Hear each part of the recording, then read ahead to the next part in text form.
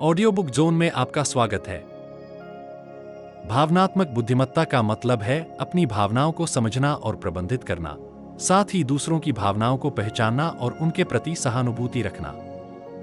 आज हम Daniel Goleman की किताब भावनात्मक बुद्धिमत्ता के बारे में जानेंगे, जिसने सफलता और संतुष्टि की हमारी समझ को नया आयाम दिया है।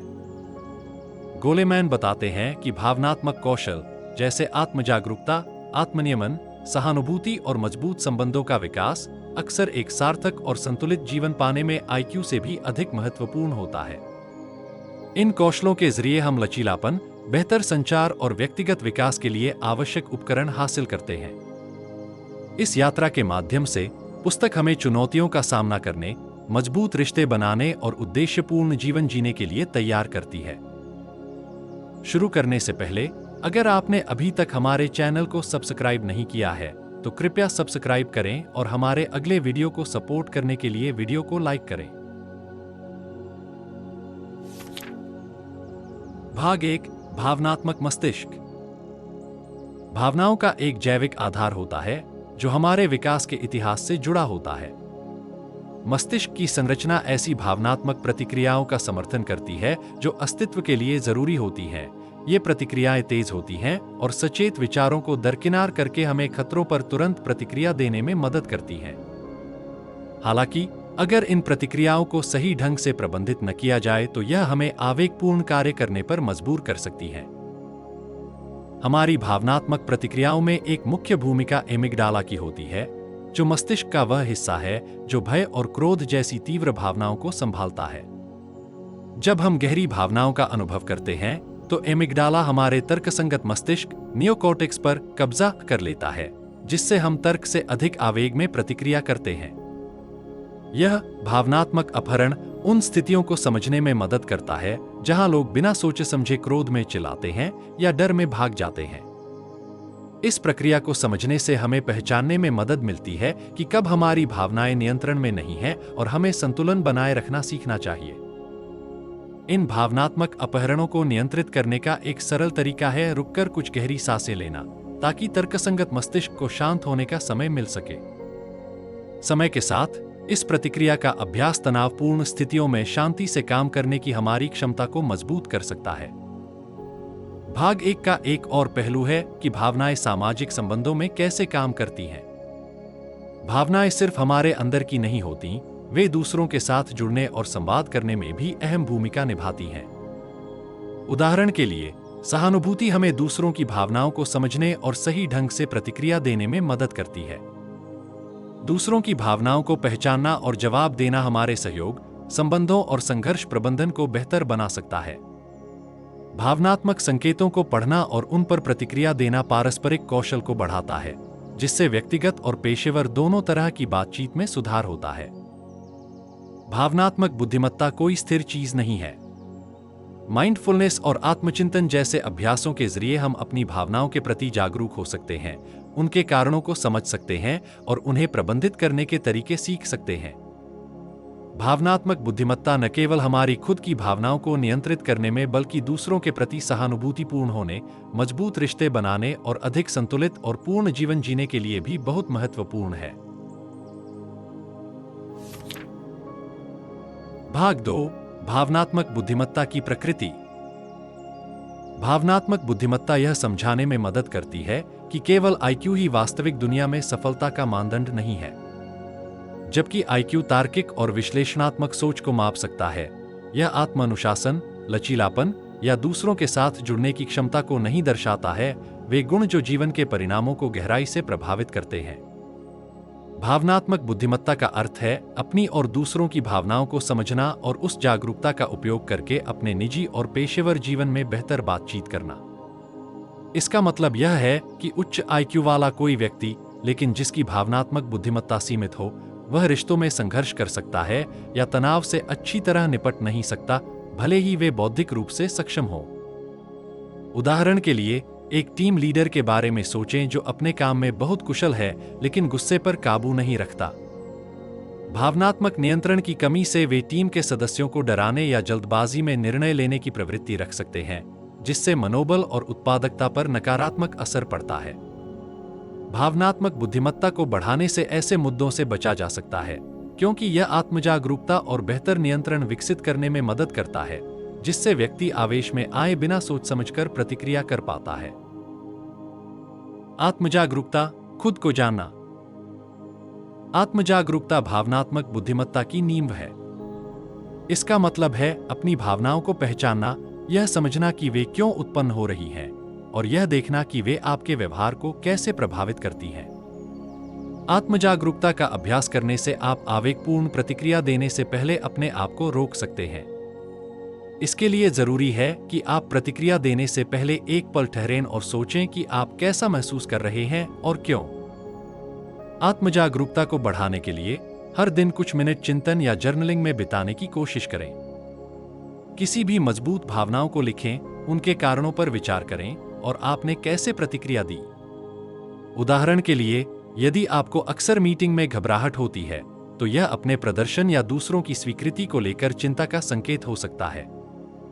इन भावनात्मक पैटर्न को पहचानने से आप बेहतर तैयारी कर सकते हैं और किसी स्थिति में सहज रह सकते हैं, जिससे आप समान परिस्थितियों में अधिक आत्मविश्वास से काम कर सकते हैं।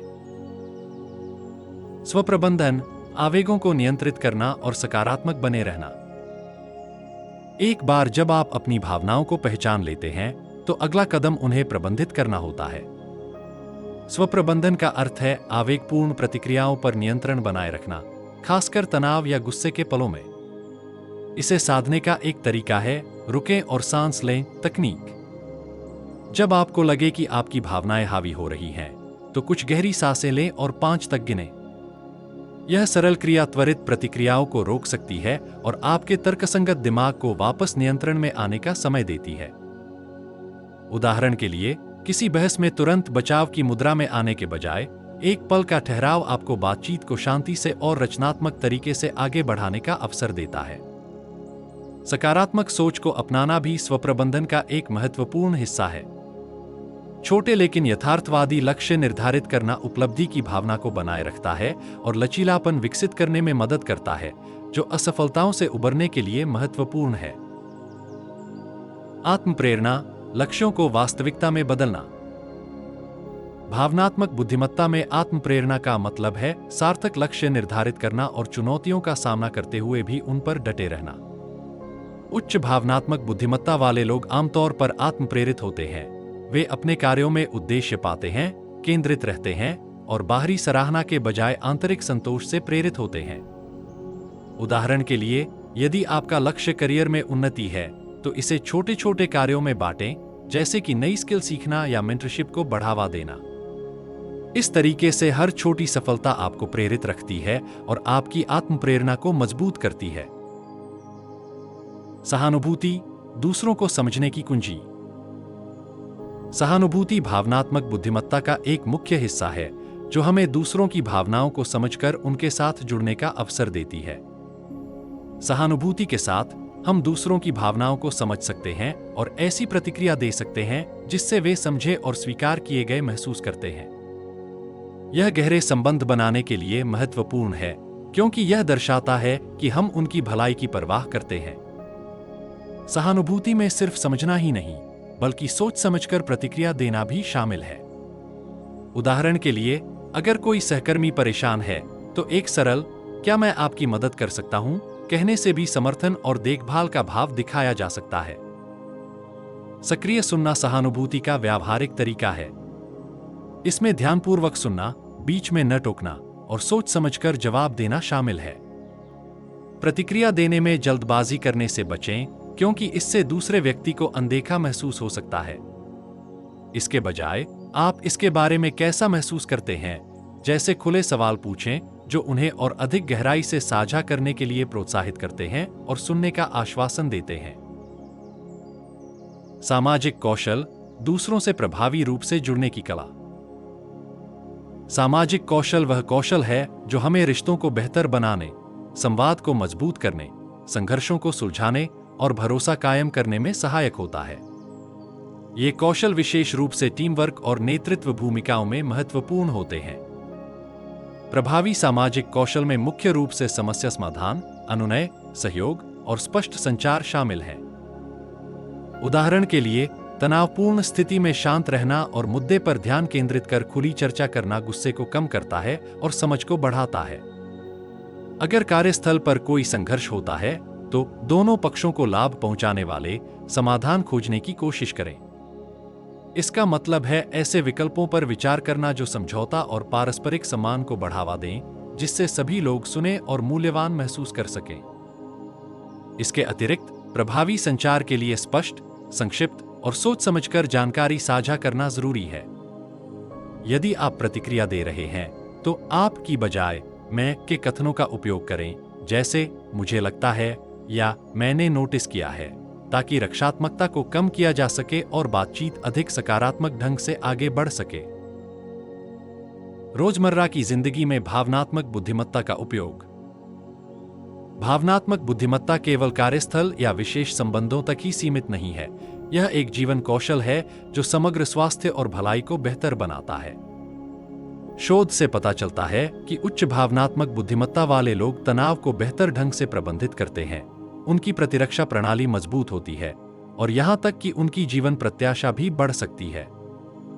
आत्मजागरूकता, आत्म प्रबंधन, सहानुभूति और सामाजिक कौशल का नियमित अभ्यास हमें संतुलित निर्णय लेने और गहरे रिश्ते बनाने की ओर ले जाता है। उदाहरण के लिए, जब हम तनाव महसूस कर रहे हों तो अपनी भावनाओं को पहचानना और गहरी सांस लेने या माइंडफुलनेस जैसी तकनीकों का उपयोग करना तनाव को कम करने में सहायक हो सकता है। कृतज्ञता का अभ्यास करना, छोटे छोटे लक्ष्य निर्धारित करना और स्वस्थ संबंधों को संजोना सभी एक पूर्ण और संतोषजनक जीवन का आधार बनाते हैं। भावनात्मक बुद्धिमत्ता से हम लचीलापन, आंतरिक शांति और सहानुभूति की ओर बढ़ते हैं, जो हमारे जीवन को अधिक समृद्ध और संतुलित बनाते हैं। भाग 3, भावनात्मक बुद्धिमत्ता का अनुप्रयोग। भाग 3 में हम देखते हैं कि भावनात्मक बुद्धिमत्ता कैसे विभिन्न क्षेत्रों में लागू होती है, विशेष रूप से रिश्तों, कार्यस्थलों और स्वास्थ्य में। रिश्तों में भावनात्मक बुद्धिमत्ता। भावनात्मक बुद्धिमत्ता का रिश्तों पर गहरा प्रभाव पड़ता है। हमारी भावनाओं को प्रबंधित करने की क्षमता सीधे यह प्रभावित करती है कि हम कैसे संवाद करते हैं, संघर्षों को सुलझाते हैं और चुनौतीपूर्ण समय में एक दूसरे का समर्थन करते हैं। उदाहरण के लिए, किसी असहमति के दौरान उच्च भावनात्मक बुद्धिमत्ता रखने वाला व्यक्ति क्रोध या हताशा को बिना नियंत्रण खोए संभाल सकता है। यह दृष्टिकोण मतभेद को बढ़ने से रोकता है और समझ को बढ़ावा देता है, जिससे हर व्यक्ति को सम्मानित महसूस होता है और उसकी बात सुनी जाती है। रिश्तों में भावनात्मक बुद्धिमत्ता को बढ़ाने के व्यावहारिक तरीके में सक्रिय सुनना और सहानुभूति निर्माण अभ्यास शामिल हैं। सक्रिय सुनने में वक्ता पर पूरी तरह ध्यान देना, रुकावटों से बचना और सोच समझकर जवाब देना शामिल है। इसके अतिरिक्त दूसरों की भावनाओं को मान्यता देना भी महत्वपूर्ण है, जिसमें उनके दृष्टिकोण को सही करने या आलोचना करने की कोशिश किए बिना उनकी भावनाओं को स्वीकार करना शामिल है। एक साधारण वाक्य जैसे मैं समझ सकता हूं कि आप ऐसा क्यों महसूस करते हैं, तनाव कम करने और विश्वास बढ़ाने में मदद कर सकता है। इस प्रकार के व्यवहार भावनात्मक बंधन को मजबूत करते हैं और खुले, ईमानदार संचार को प्रोत्साहित करते हैं। कार्यस्थल की सफलता और भावनात्मक बुद्धिमत्ता। कार्यस्थलों में भावनात्मक बुद्धिमत्ता का महत्व बढ़ता जा रहा है, जहां केवल तकनीकी कौशल पर्याप्त नहीं होते। मजबूत भावनात्मक बुद्धिमत्ता से बेहतर टीम वर्क, प्रभावी नेतृत्व और दबाव में लचीलापन आता है। उच्च भावनात्मक बुद्धिमत्ता वाले नेता अपनी टीम की जरूरतों को समझते हैं, अपने तनाव को प्रबंधित करते हैं और सकारात्मक दृष्टिकोण बनाए रखते हैं, जो टीम को प्रेरित करता है और सहयोग को बढ़ावा देता है। इस तरह के नेता एक सकारात्मक कार्य वातावरण बनाते हैं, जो कर्मचारियों को प्रेरित करता है और उन्हें साथ मिलकर काम करने के लिए प्रेरित करता है। जो लोग कार्यस्थल पर भावनात्मक बुद्धिमत्ता विकसित करना चाहते हैं, उनके लिए सहानुभूति का अभ्यास करना, प्राप्त करने योग्य लक्ष्य निर्धारित करना और असफलताओं का सामना करने में लचीलापन बनाए रखना महत्वपूर्ण है।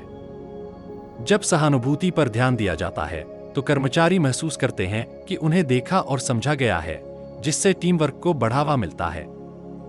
यथार्थवादी लक्ष्य निर्धारित करने से ध्यान केंद्रित रखने और बर्नआउट को रोकने में मदद मिलती है, जबकि असफलताओं को सीखने के अवसर के रूप में देखना लचीलापन को मजबूत करता है। साथ ही प्रतिक्रिया को रचनात्मक रूप से संभालना भी एक आवश्यक कौशल है। आलोचना पर हमला महसूस करने के बजाय उच्च भावनात्मक बुद्धिमत्ता वाले कर्मचारी समझते हैं कि प्रतिक्रिया से सुधार और विकास हो सकता है। विषाक्त भावनाओं को प्रबंधित करने के स्वास्थ्य लाभ। शोध बताता है कि लंबे समय तक चलने वाला तनाव और अनियंत्रित नकारात्मक भावनाएं गंभीर स्वास्थ्य समस्याओं का कारण बन सकती हैं, जैसे कि उच्च रक्तचाप और कमजोर प्रतिरक्षा प्रणाली। भावनात्मक बुद्धिमत्ता हमें तनाव के कारणों को पहचानने और स्वस्थ तरीके से प्रतिक्रिया देने में मदद करती है, जिससे शारीरिक स्वास्थ्य पर भी सकारात्मक प्रभाव पड़ता है। जब हम तनाव को प्रबंधित करने के लिए भावनात्मक बुद्धिमत्ता का उपयोग करते हैं, तो हम न केवल अपने मानसिक स्वास्थ्य की, बल्कि अपने शारीरिक स्वास्थ्य की भी सुरक्षा करते हैं। विषाक्त भावनाओं को प्रबंधित करने के लिए माइंडफुलनेस और तनाव प्रबंधन गतिविधियां उपयोगी हो सकती हैं। माइंडफुलनेस अभ्यास हमें आवेगपूर्ण प्रतिक्रिया के बजाय अपनी भावनाओं को शांतिपूर्वक समझने का मौका देता है, जिससे प्रतिक्रियाओं पर बेहतर नियंत्रण प्राप्त होता है। गहरी सांस लेना, छोटे ब्रेक लेना या हल्का व्यायाम करना जैसी सरल तकनीकें तनाव को कम करती हैं और विश्राम को बढ़ावा देती हैं। इन तकनीकों का नियमित अभ्यास लचीलापन को मजबूत करता है और उन भावनात्मक निर्माणों को रोकने में मदद करता है जो स्वास्थ्य को नुकसान पहुंचा सकते हैं। भावनात्मक बुद्धिमत्ता और अनुकूलनशीलता। इस पुस्तक का एक और मूल्यवान दृष्टिकोण अनुकूलनशीलता है। जबकि हमारे स्वभाव को कुछ हद तक आनुवंशिकी प्रभावित करती है, भावनात्मक बुद्धिमत्ता के कौशल समय के साथ विकसित किए जा सकते हैं। हमारी भावनात्मक प्रतिक्रियाएं लचीली होती हैं और निरंतर अभ्यास के माध्यम से हम इन्हें अधिक लचीला, अनुकूलनशील और भावनात्मक रूप से समझदार बना सकते हैं। अनुकूलनशीलता को बढ़ाने के लिए आत्म प्रतिबिंब एक प्रभावी अभ्यास है। उदाहरण के लिए, अपनी भावनाओं पर जर्नलिंग करना, ट्रिगर्स की पहचान करना और भविष्य में उन्हें अलग तरीके से प्रबंधित करने के लिए छोटे लक्ष्य तय करना भावनात्मक लचीलापन बढ़ाने के सरल और प्रभावी तरीके हैं। समय के साथ ये अभ्यास नई आदतों का निर्माण करते हैं, जिससे चुनौतीपूर्ण भावनाओं को शांत और स्पष्ट रूप से नेविगेट करना आसान हो जाता है। एक जीवन कौशल के रूप में भावनात्मक बुद्धिमत्ता। अंततः भावनात्मक बुद्धिमत्ता एक जीवन कौशल है जो जीवन के सभी क्षेत्रों को समृद्ध बनाता है। जब हम इसके सिद्धांतों का पालन करते हैं, तो हम तनाव को कम कर सकते हैं, मजबूत संबंध बना सकते हैं, समझदारी से निर्णय ले सकते हैं और एक संतुष्ट जीवन जी सकते हैं। आत्मजागरूकता, सहानुभूति, आत्म प्रबंधन और अनुकूलनशीलता का अभ्यास करके हम एक संतुलित दृष्टिकोण विकसित करते हैं, जो न केवल हमारे कल्याण को बढ़ावा देता है, बल्कि हमारी उत्पादकता और संबंधों में भी सामंजस्य लाता है। भाग 4, अवसरों की खिड़कियां। इस भाग का फोकस इस पर है कि जीवन के विभिन्न चरणों में भावनात्मक बुद्धिमत्ता कैसे विकसित होती है और शुरुआती अनुभवों का उस पर कितना गहरा असर होता है। आत्मजागरूकता, भावनात्मक प्रबंधन, सहानुभूति और रिश्तों को संभालने के कौशल जैसी भावनात्मक बुद्धिमत्ता अचानक नहीं उभरती है। वे उस वातावरण से आकार लेते हैं जिसमें व्यक्ति बड़ा होता है और बचपन और किशोरावस्था में अपनाई गई भावनात्मक आदतों से प्रभावित होती हैं। बचपन में भावनात्मक शिक्षा, भावनात्मक बुद्धिमत्ता की नींव। बचपन भावनात्मक शिक्षा का एक महत्वपूर्ण समय होता है। छोटी उम्र से ही बच्चे अपने देखभाल करने वालों की भावनाओं को व्यक्त करने और तनाव से निपटने के तरीकों को देखते और सीखते हैं। ऐसे माता-पिता जो तनाव को शांतिपूर्वक संभालते हैं या सहानुभूति दिखाते हैं, वे बच्चों को ये व्यवहार सिखाने में मदद करते हैं, जिससे बच्चों को अपनी भावनाओं को समझने और दूसरों से जुड़ने का ठोस आधार मिलता है। शुरुआती वर्षों में सीखे गए भावनात्मक सबक मस्तिष्क में ऐसे रास्ते बनाते हैं जो बड़े होने पर बच्चों की तनाव, निराशा और संघर्ष के प्रति प्रतिक्रिया को प्रभावित करते हैं। माता-पिता बच्चों की भावनाओं को समझने और सकारात्मक रूप से व्यक्त करने के लिए घर में खुली बातचीत को प्रोत्साहित कर सकते हैं। उदाहरण के लिए, जब बच्चे को गुस्सा या उदासी महसूस होती है, तो माता-पिता उन्हें अपनी भावनाओं का नाम देने और उन पर चर्चा करने में मदद कर सकते हैं।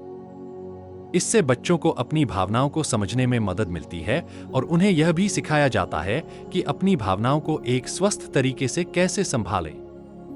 सहानुभूति, आत्मनियंत्रण और संघर्ष समाधान जैसे भावनात्मक कौशल सिखाने में स्कूल और देखभाल करने वाले भी एक महत्वपूर्ण भूमिका निभाते हैं, जिससे एक संतुलित भावनात्मक बुद्धिमत्ता की नींव रखी जाती है। किशोरावस्था, भावनात्मक पुनर्शिक्षण का समय। किशोरावस्था एक ऐसा समय होता है जब किशोर तीव्र भावनाओं का सामना करते हैं और जटिल सामाजिक स्थितियों से गुजरते हैं। यह अवधि भावनात्मक बुद्धिमत्ता के विकास को मजबूत करने का एक और अवसर प्रदान करती है। किशोर इस समय पहचान की भावना विकसित करना शुरू करते हैं और इस दौरान वे निराशा, शर्मिंदगी या ईर्ष्या जैसी भावनाओं को कैसे संभालते हैं, यह उनके वयस्क जीवन के संबंधों के लिए एक पैटर्न स्थापित कर सकता है। किशोरों को इस दौरान भावनात्मक चुनौतियों का सामना करने में मदद करने के लिए भावनाओं के बारे में खुलकर बात करना और सकारात्मक तरीके से प्रतिक्रिया करने का मॉडल प्रस्तुत करना सहायक हो सकता है। उदाहरण के लिए, यदि कोई किशोर साथियों के दबाव का सामना कर रहा है, तो उसे आत्मविश्वास और शांति से स्थिति को संभालने के तरीकों पर चर्चा करना उनके लचीलेपन और आत्मविश्वास को बढ़ा सकता है। माइंडफुलनेस और आत्मचिंतन का अभ्यास किशोरों को आवेगपूर्ण प्रतिक्रिया देने के बजाय शांत और रचनात्मक तरीके से भावनाओं को संभालने में मदद करता है। भावनात्मक आघात और भावनात्मक बुद्धिमत्ता पर इसका प्रभाव। खासतौर पर बचपन के दौरान आघात या गंभीर तनाव के अनुभव भावनात्मक विकास को बाधित कर सकते हैं, जिससे व्यक्ति को बाद में भावनाओं को संभालना कठिन हो जाता है। आघात गहरे भावनात्मक निशान छोड़ सकता है, जिससे भरोसा करना, गुस्से को काबू में रखना या तनाव का शांतिपूर्वक सामना करना मुश्किल हो सकता है। फिर भी मस्तिष्क की लचीलापन क्षमता की वजह से उपचार और विकास संभव है। संज्ञानात्मक व्यवहार चिकित्सा या भावनात्मक पुनः सीखने की तकनीकें व्यक्ति को आघात से उत्पन्न प्रतिक्रियाओं को बदलने में सहायक हो सकती हैं। उदाहरण के लिए, संज्ञानात्मक व्यवहार चिकित्सा नकारात्मक विचारों की पहचान कर उन्हें सकारात्मक, रचनात्मक विचारों से बदलने में मदद करती है। इस प्रकार के चिकित्सीय अभ्यासों के जरिए व्यक्ति धीरे धीरे भावनात्मक लचीलापन पुनः प्राप्त कर सकते हैं और अपनी भावनाओं को स्वस्थ तरीके से संभालना सीख सकते हैं। स्वभाव बनाम भावनात्मक लचीलापन, क्षमता का पोषण। हालांकि कुछ भावनात्मक प्रवृत्तियां आनुवंशिक हो सकती हैं, स्वभाव ही सब कुछ नहीं है कि अवधारणा भावनात्मक विकास को समझने में अहम है। हम भले ही कुछ भावनात्मक प्रतिक्रियाओं के लिए पहले से तैयार हों, लेकिन मस्तिष्क की अनुकूलन क्षमता के चलते हम समय के साथ इन प्रतिक्रियाओं को बदल सकते हैं। निरंतर अभ्यास से लोग भावनात्मक नियंत्रण, सहानुभूति और लचीलापन जैसी क्षमताएं विकसित कर सकते हैं। व्यवहार में भावनात्मक लचीलापन विकसित करने के कुछ तरीके छोटे भावनात्मक लक्ष्यों को निर्धारित करना और आत्मकरुणा का अभ्यास करना है। उदाहरण के लिए, यदि कोई व्यक्ति स्वाभाविक रूप से रक्षात्मक प्रतिक्रिया देता है, तो प्रतिक्रिया से पहले रुककर विचार करने का अभ्यास करना उनके प्रतिक्रिया पैटर्न को बदल सकता है।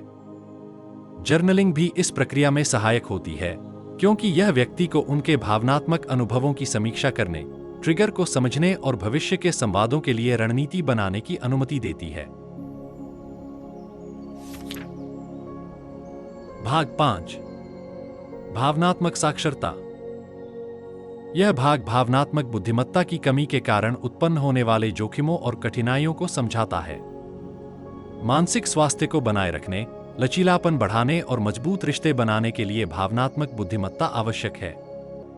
इन कौशलों के बिना व्यक्ति भावनात्मक और सामाजिक चुनौतियों का सामना कर सकते हैं, जो उनके समग्र स्वास्थ्य और जीवन में सफलता पर प्रभाव डाल सकते हैं। भावनात्मक बुद्धिमत्ता और मानसिक स्वास्थ्य। भावनात्मक बुद्धिमत्ता मानसिक स्वास्थ्य संबंधी कई समस्याओं से बचाव करती है। कम भावनात्मक बुद्धिमत्ता वाले लोग क्रोध, चिंता और उदासी जैसी भावनाओं को संभालने में कठिनाई का सामना कर सकते हैं, जिससे वे अवसाद और लंबे समय तक तनाव जैसी समस्याओं की ओर अधिक संवेदनशील हो सकते हैं। उदाहरण के लिए, जो लोग अपनी भावनाओं को प्रबंधित नहीं कर पाते, वे निराशा या असफलता के समय गहरी हताशा महसूस कर सकते हैं, और अगर इसे संभालना न आए तो यह लंबी अवधि की मानसिक स्वास्थ्य समस्याओं में बदल सकता है। भावनात्मक बुद्धिमत्ता को बढ़ाने के लिए शुरुआती संकेतों को पहचानना, व्यक्तिगत ट्रिगर्स को समझना और स्वस्थ मुकाबला रणनीतियां अपनाना सहायक है। माइंडफुलनेस, जर्नलिंग या भरोसेमंद लोगों से बातचीत करना भावनात्मक रूप से जागरूक रहने में मदद कर सकता है, जिससे भावनात्मक समस्याओं का गहरे मानसिक स्वास्थ्य मुद्दों में बदलने का खतरा कम हो जाता है। कम भावनात्मक बुद्धिमत्ता की सामाजिक लागत। कम भावनात्मक बुद्धिमत्ता का सामाजिक संबंधों पर भी बड़ा असर पड़ता है।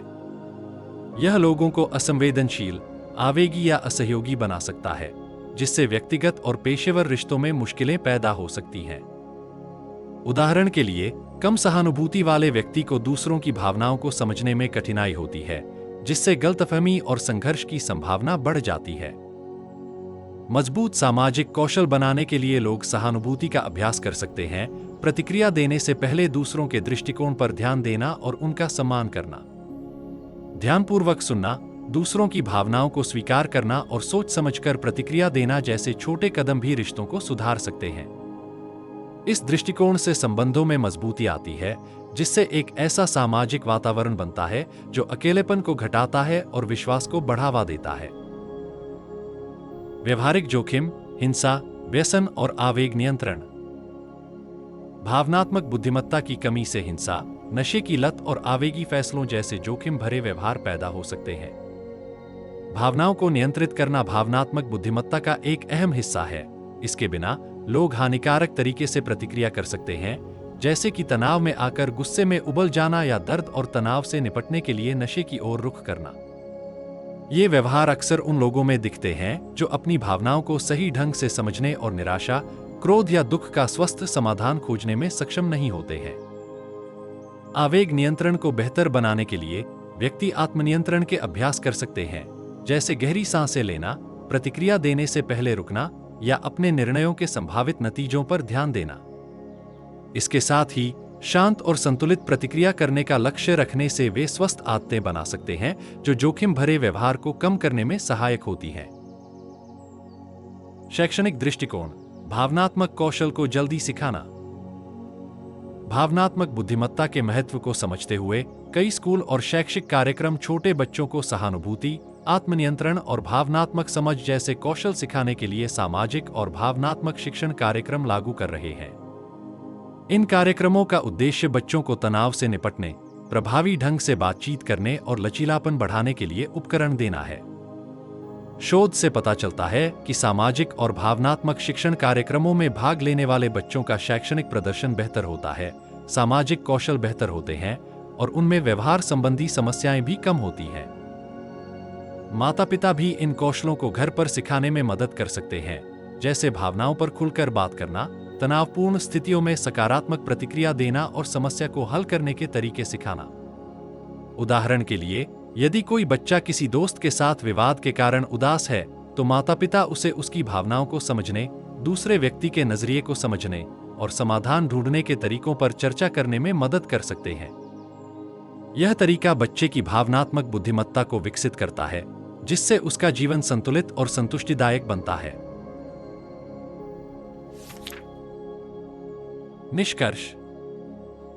निष्कर्ष में यह पुस्तक जीवन के हर पहलू में भावनाओं को समझने और प्रबंधित करने के प्रभाव को उजागर करती है। पारंपरिक आईक्यू, जो केवल संज्ञानात्मक क्षमताओं को मापता है, के विपरीत भावनात्मक बुद्धिमत्ता हमारे भीतर और दूसरों में भावनाओं को पहचानने, आवेगों को नियंत्रित करने और गहरे रिश्ते बनाने की क्षमता को दिखाती है। यह पुस्तक बताती है कि भावनात्मक बुद्धिमत्ता स्थिर नहीं है, इसे समय के साथ बेहतर किया जा सकता है, जिससे हम अपने आत्मविश्वास, पेशेवर सफलता और मानसिक स्वास्थ्य में सुधार कर सकते हैं। इन कौशलों का विकास न केवल व्यक्तियों को बल्कि पूरे समाज को भी लाभ पहुंचाता है। अधिक आत्मजागरूकता, सहानुभूति और भावनाओं को संतुलित करने के साथ हम ऐसे समाज का निर्माण कर सकते हैं जो करुणा, समझ और भावनात्मक संतुलन को प्राथमिकता देता है। यह ज्ञान आज की दुनिया में खास तौर पर महत्वपूर्ण है, जहां भावनात्मक बुद्धिमत्ता जटिल सामाजिक परिस्थितियों को बेहतर ढंग से समझने में मदद करती है और स्वस्थ, खुशहाल जीवन में योगदान देती है। डैनियल गोलेमैन की भावनात्मक बुद्धिमत्ता के इस सारांश को सुनने के लिए धन्यवाद। मुझे उम्मीद है कि यह आपको अपने दैनिक जीवन में भावनात्मक बुद्धिमत्ता का अभ्यास करने के लिए प्रेरित करेगा, जिससे आप एक संतुलित और संपूर्ण यात्रा की ओर बढ़ सकें। इस तरह की और जानकारी के लिए लाइक, शेयर और सब्सक्राइब करना न भूलें। अगली बार तक अपना ख्याल रखें और आगे बढ़ते रहें।